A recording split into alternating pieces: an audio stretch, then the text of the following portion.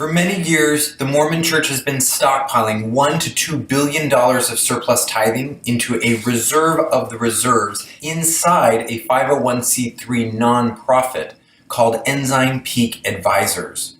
This year, 2019, Ensign Peak Advisors grew past $100 billion in market-based, non-real estate allocated capital with approximately $44 billion in U.S. stocks, $12 billion more internationally, $27 billion in bonds, $6 billion in private equity, $10 billion in hybrid instruments, $3 billion in portfolio cash, and another $4 billion in treasury cash.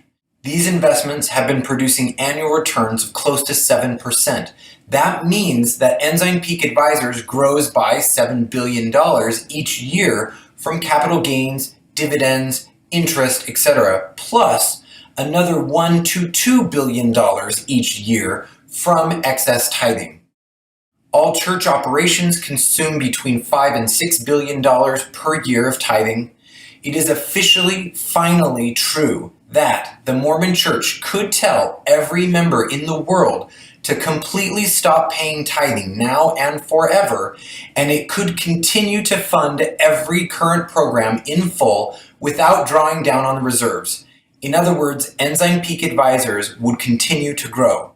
This is true in large part because, as a 501c3, Ensign Peak Advisors has enjoyed a tax-exempt status.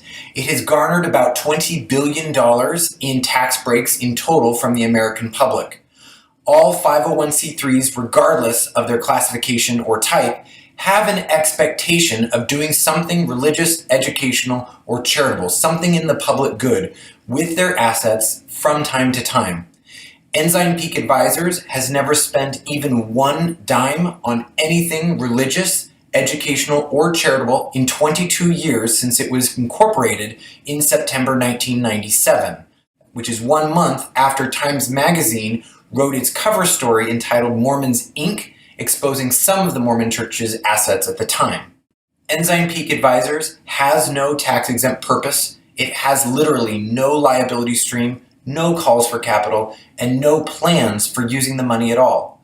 The mandate given by the First Presidency and the presiding bishopric is to only focus on financial growth.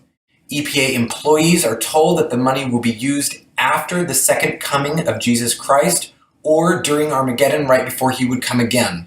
The IRS would not view these as legitimate tax-exempt purposes.